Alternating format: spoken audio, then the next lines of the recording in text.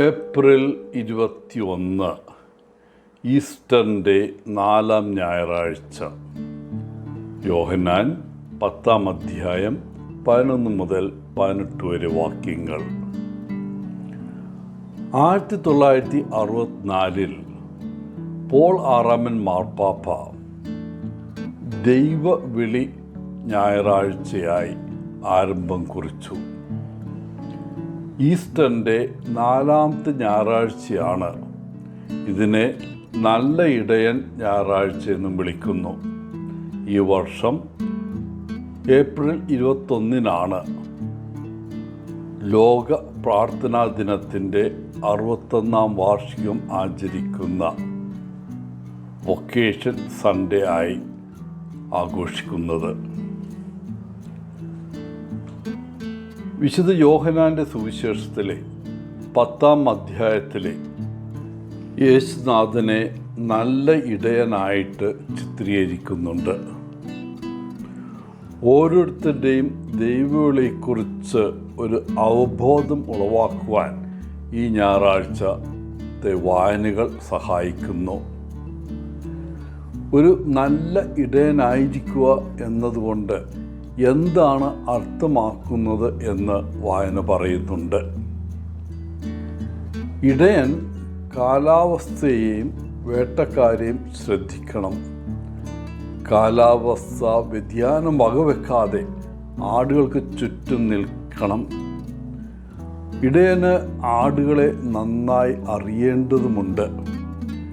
ഏതൊക്കെ ആടുകൾക്കാണ് കുറച്ച് പ്രോത്സാഹനം വേണ്ടതെന്നും ഏതെല്ലാം ആടുകൾക്കാണ് കുറച്ച് ഫോഴ്സ് നൽകേണ്ടതെന്നെല്ലാം നല്ല ഇടയനറിയാം.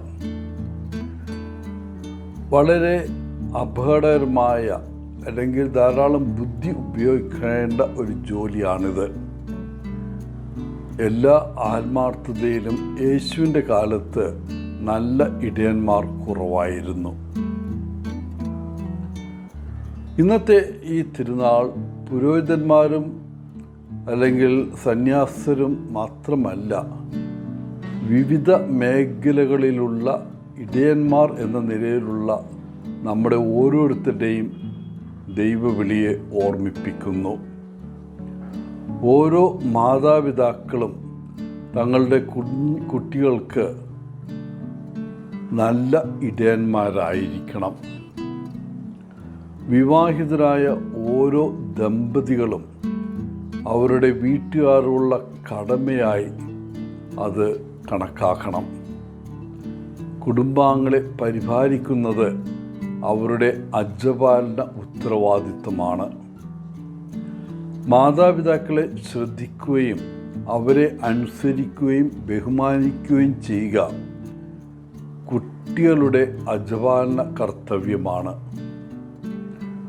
ഒരു മന്ദബുദ്ധിയായ വിദ്യാർത്ഥിക്ക് കൂടുതൽ ശ്രദ്ധ നൽകുന്ന പ്രതിബദ്ധതയുള്ള ഒരു അധ്യാപകൻ അത്തരമൊരു പാവപ്പെട്ട വിദ്യാർത്ഥിക്ക് ഒരു നല്ല ഇടയനായി മാറുന്നു.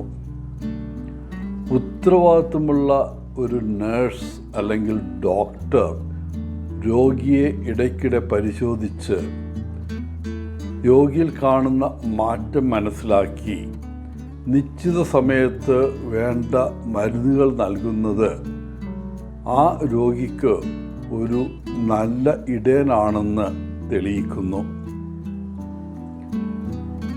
ഒരാൾ തൻ്റെ കർത്തവ്യങ്ങൾ ഉത്സാഹത്തോടെ നിർവഹിക്കുമ്പോൾ, തൻ്റെ ഓഫീസിൽ കൃത്യസമയത്ത് റിപ്പോർട്ട് ചെയ്യുമ്പോൾ, അവിടെ വരുന്നവരെ സന്തോഷത്തോടെ എതിരേൽക്കുമ്പോൾ, ആ വ്യക്തി തീർച്ചയായും അവരുടെ തൊഴിലുമായി ബന്ധപ്പെട്ട കാര്യങ്ങളിൽ ഒരു നല്ല ഇടയനായിരിക്കും. മറ്റൊരാളുടെ ഭാഗ്യം മെച്ചപ്പെടുത്താൻ ശ്രമിക്കുന്ന ഏതൊരാളും യോഗ്യനായ ഇടയനാണ്. എല്ലാവരും ആരുടെയെങ്കിലും അല്ലെങ്കിൽ ഒരു സമൂഹത്തിൻ്റെ അല്ലെങ്കിൽ ഒരു രാജ്യത്തിന് പോലും ഇടയന്മാരാണ്. നമ്മുടെ സമൂഹത്തിൻ്റെ ക്ഷേമത്തിനായി എന്തെങ്കിലും നന്മ ചെയ്യാൻ നാം തയ്യാറാവണം.